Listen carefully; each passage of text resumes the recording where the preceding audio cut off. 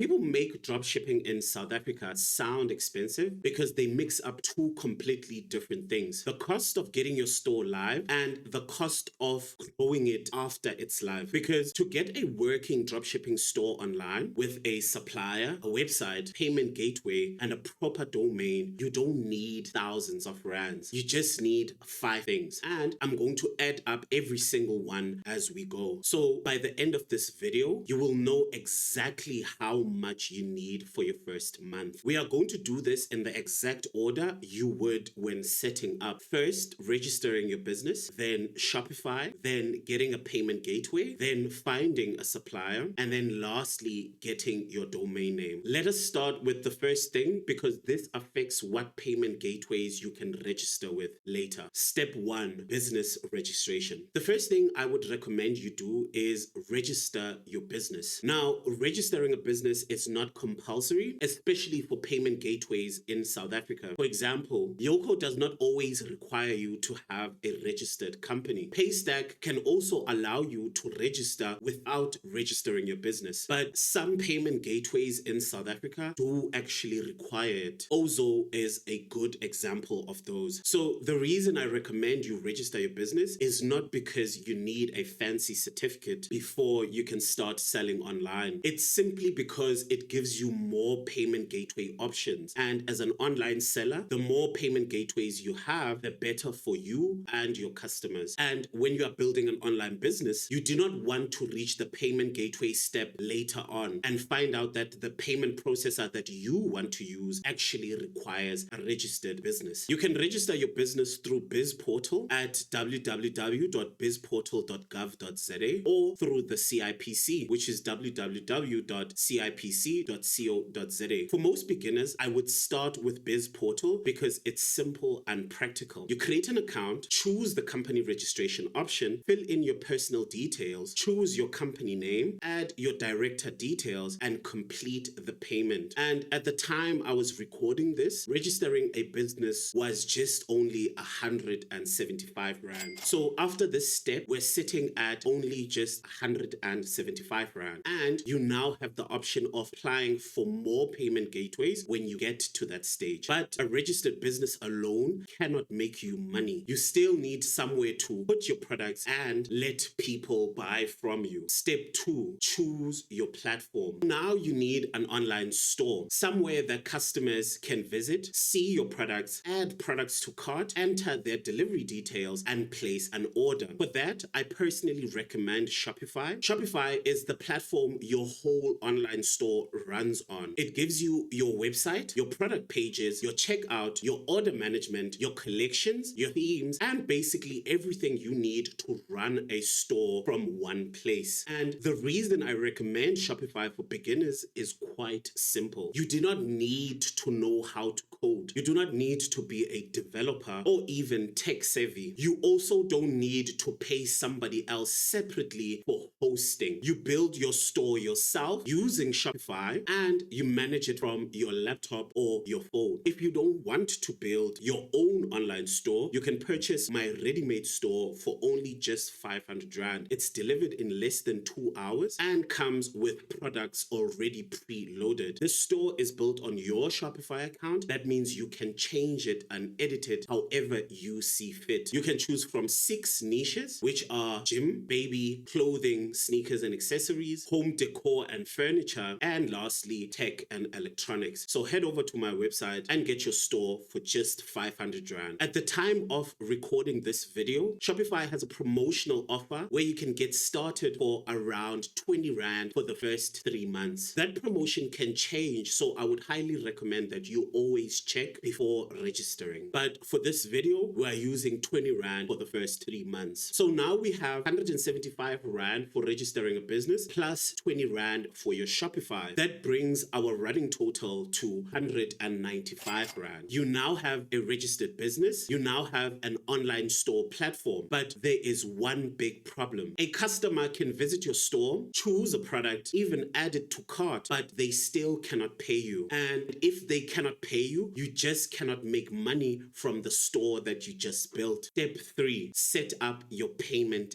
gateways. So once you have Shopify, you need a way for potential customers to pay you. That's where a payment gateway comes in. A payment gateway, sometimes called a payment processor, is what connects your Shopify store to the money. When someone pays on your website, the payment gateway processes that payment and then sends the money to your bank account. Without one, you have a Shopify store, but you do not have a proper online business that can accept payments. For beginners, I would look at the options such as Yoko, Paystack, Payfast, Ozo, and Peach Payments. I'm not going to go deep in terms of explaining payment gateways. I have a whole video that goes in depth in terms of how much money those payment gateways take from you, how to install them on your Shopify, and which one is actually best for South Africans like yourself. So head over to that video as soon as you need to choose a payment gateway and install a payment gateway on your Shopify store. So the payment gateway that you choose for your Shopify store depends on the documents that you have, the payment methods that you want to offer, and which payment gateways approve your application. For example, Yoko can be a good option if you're still starting out without a registered company. Paystack can also work for people who are registering as individuals or a starter business. But Ozo is one of the gateways where having your company registration becomes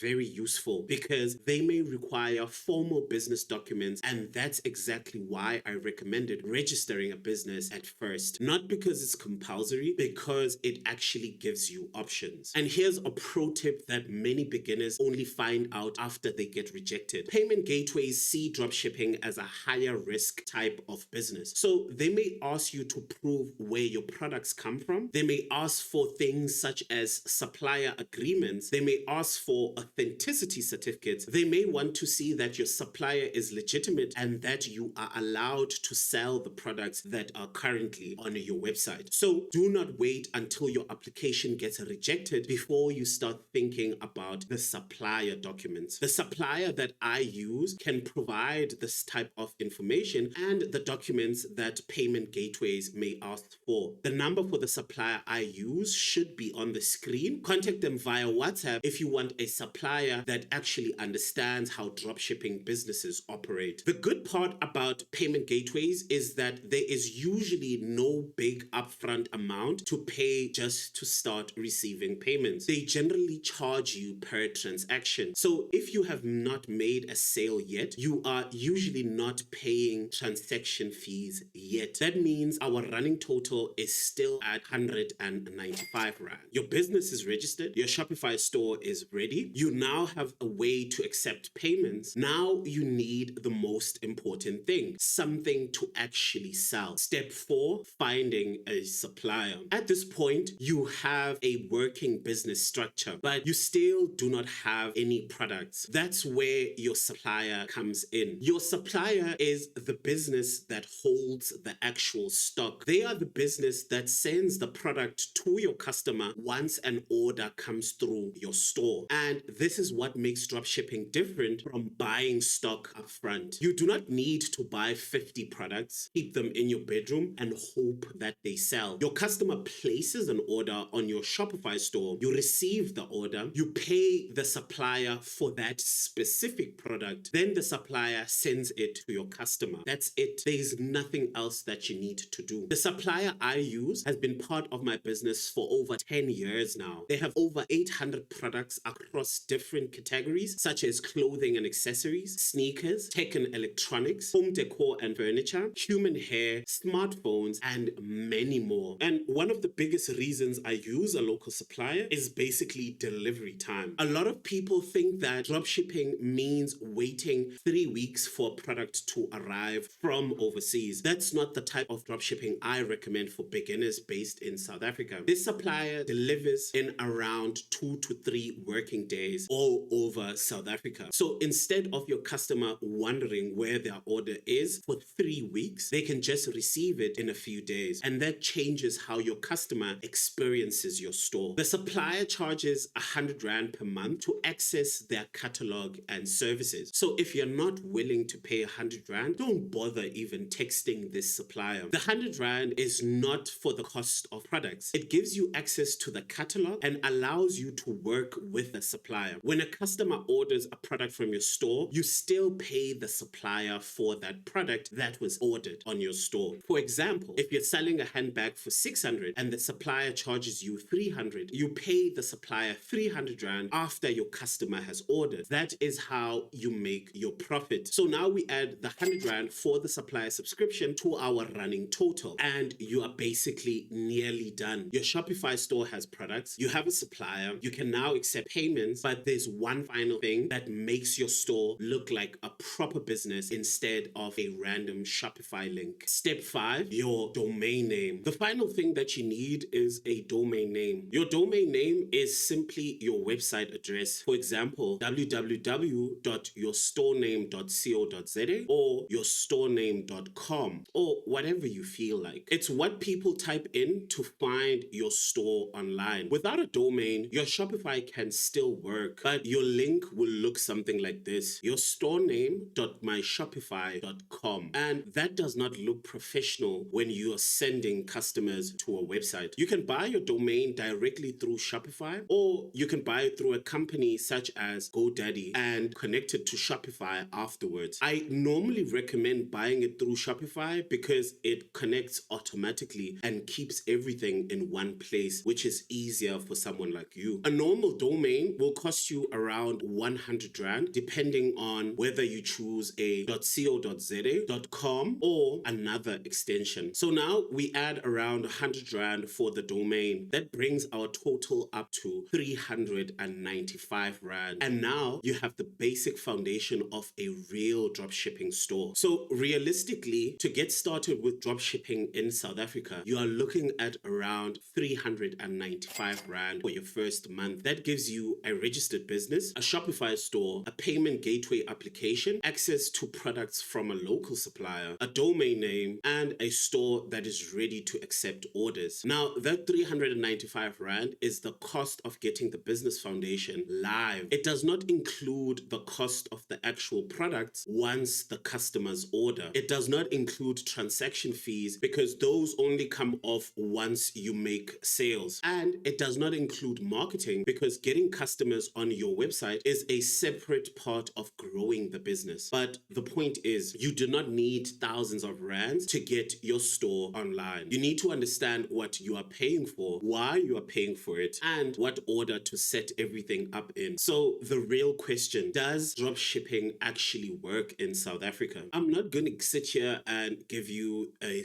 theory, guys. I'll just show you my own results, not screenshots, but actually screen recorded results. In 2025 alone, I made over 800,000 Rand selling online in South Africa. So yes, it can work, but it only works when you treat it like a real business. You need products that people actually want. You need a supplier that can deliver. You need a store that customers can trust. You need a way to get paid, and you need people to actually find your store. The 395 Rand gets the foundation in place. What you do after that is what determines whether the business grows or dies. If you're serious about getting started, I have linked a free resource below in this video that will help you with the next steps. And if you need access to the supplier I mentioned in this video, contact them via WhatsApp. The number is on the screen. I hope this video helped, and good luck with your business. Cheers, guys.